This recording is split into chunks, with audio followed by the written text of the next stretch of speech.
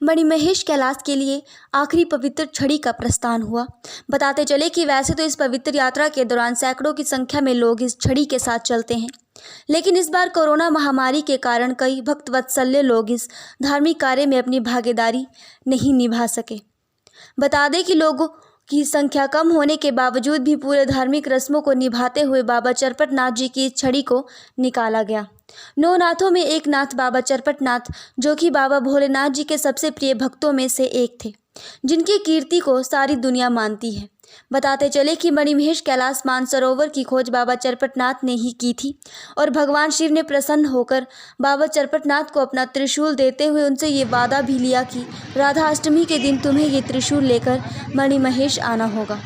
बाबा चरपटनाथ के पुजारी ने विस्तृत जानकारी देते हुए बताया कि ये प्रथा चंबा के राजा साहिल वर्मन के समय काल से पिछले 1000 वर्ष पहले से चली आ रही है।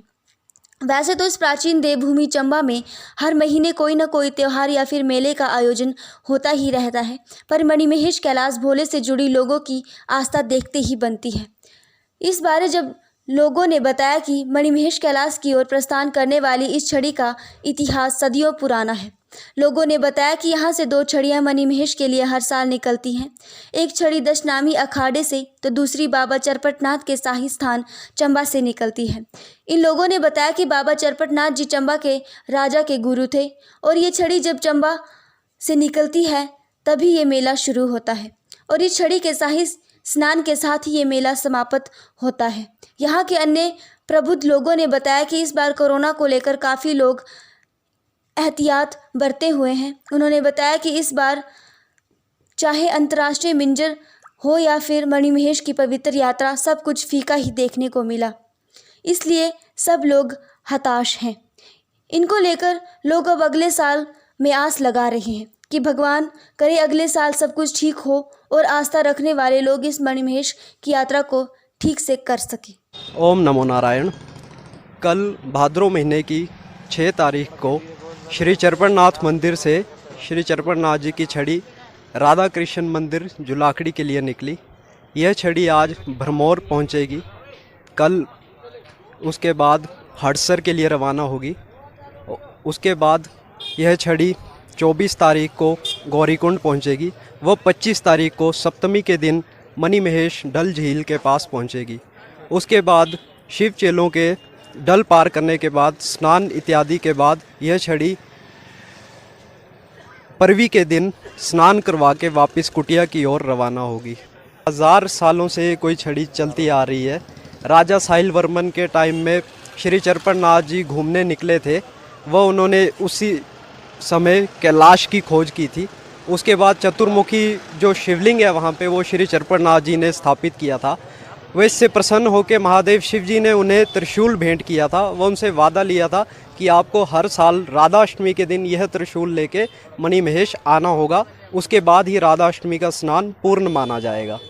तब से ये परंपरा जी चली आ रही है। ये छड़ी जो है सदियों से चली आई छड़ी है, दशनामी अखाड़े से। और बाबा चरपटनाथ जी तो यहाँ के राजगुरु थे।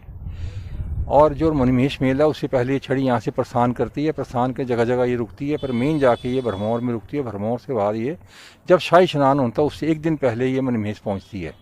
और मणिमहेश की जो अपना मेला है वो इसके पहुँचने पर ही आरंभ होता है। छड़ी का जब स्नान होगा तभी वो मेला संपन्न होता है। और उस छड़ी वो है बड़ी पवित्र मानी गई है और हिमाचल की और चंबा की पूरी आस्था है इसके साथ। चंबा लोगों की पूरी आस्था इसके हज़ारों सालों से इसकी आस्था बनी है। अब इस बार मणिमहेश की जो एक सांस्कृतिक और काफ़ी लंबे आदिकाल से ये चला आ रहा है, तो इसको लेकर भी लोगों में कुछ हताशा निराशा वाली बात है। खैर, ये छड़ी यात्रा चंबा से मणिमहेश के लिए रवाना होती है और ये छड़ी यात्रा 2 स्थानों से चलती है। एक दशनामी अखाड़ा जनसाली से और दूसरी चरपटनाथ के। इनका ये छड़ी यात्रा पड़ाव दर पड़ाव होती हुई मणिमहेश को जो शाही स्नान होता है वहाँ पहुँचती है। और ये दोनों छड़ियों का वहाँ पर शाही स्नान होने के बाद ही अन्य लोगों का स्नान संपूर्ण होता है। परंतु इस बार कुछ मतलब चाहे मिंजर का मेला हो चाहे छड़ी स्थान का है, वो एक औपचारिकता मात्र रह गई है। और लोग जो है ना शायद जो बहुत ही गहरी आस्था रखते हैं वो रिस्क लेके जाएंगे, अन्यथा सब मतलब ये एक बात जैसे लगता है कि पीछे की मतलब भूतकाल की बात हो गई है। परमात्मा करे कि अगले साल ये सब स्थितियां सामान्य हो और लोग यथावत अपना ये कार्यक्रम जारी रख सकें।